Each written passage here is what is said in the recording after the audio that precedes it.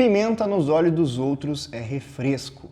Para mim, nada define melhor os impostos do que essa frase. Porque quando é para instituir novos impostos para sugar ainda mais a população, os políticos sempre dizem que é algo para as outras pessoas pagarem. Normalmente a desculpa é que é para taxar os ricos para ajudar os mais pobres. Mas agora que o Lula é um cara rico com um patrimônio declarado de 7,4 milhões de reais, a maior parte desse patrimônio está concentrado onde se paga menos imposto. Então nesse vídeo eu vou explicar como o Lula faz com o dinheiro dele para poder pagar menos impostos, pensando até mesmo caso ele faleça. E o melhor é que você pode fazer isso também.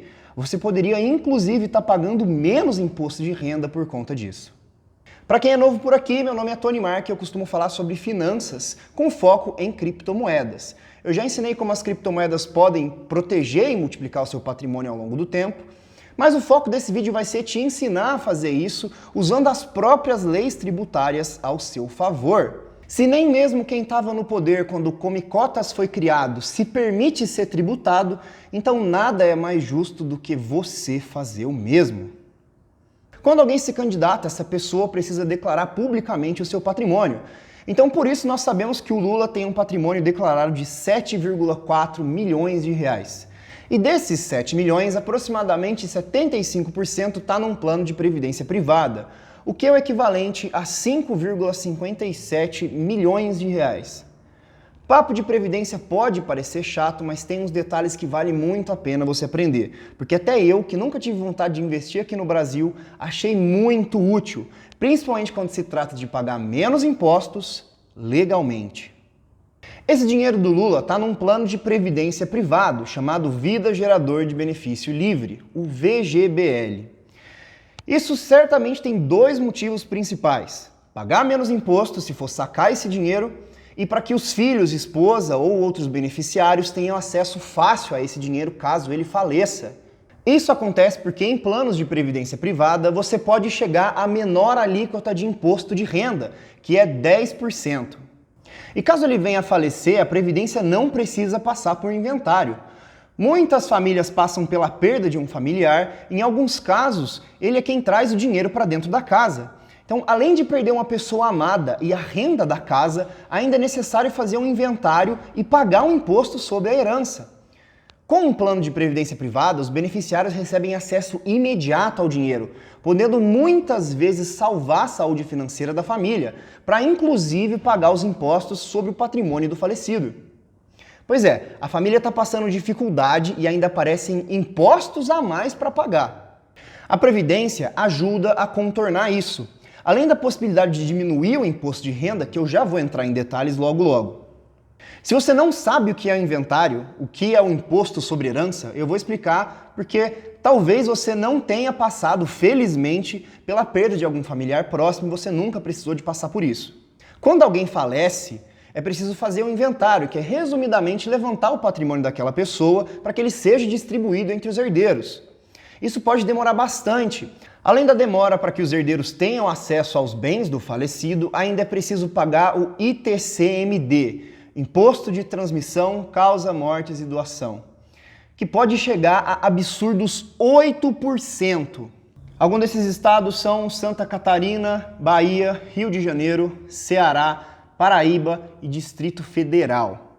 E como esse imposto é sobre o patrimônio transferido, pode ser que a herança seja em imóveis, fazendo com que muitas vezes os herdeiros precisem vender desesperadamente o imóvel ou o patrimônio que foi transferido, fazendo com que muitas vezes consigam um valor abaixo do valor de mercado. Então, como eu falei, além de perder alguém amado e uma das fontes de renda da família, nesse momento difícil os impostos ainda podem te obrigar a se desfazer do seu patrimônio.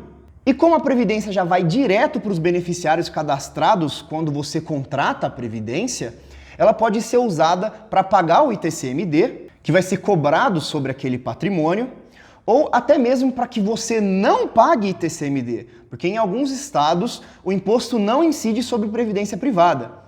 Então o Lula Molusco, que tanto defendeu o imposto sobre os mais ricos, faz tudo isso para pagar menos impostos até na morte, mesmo sendo rico. Ninguém gosta de pagar imposto para virar lagosta na mão de político. nem mesmo os próprios políticos.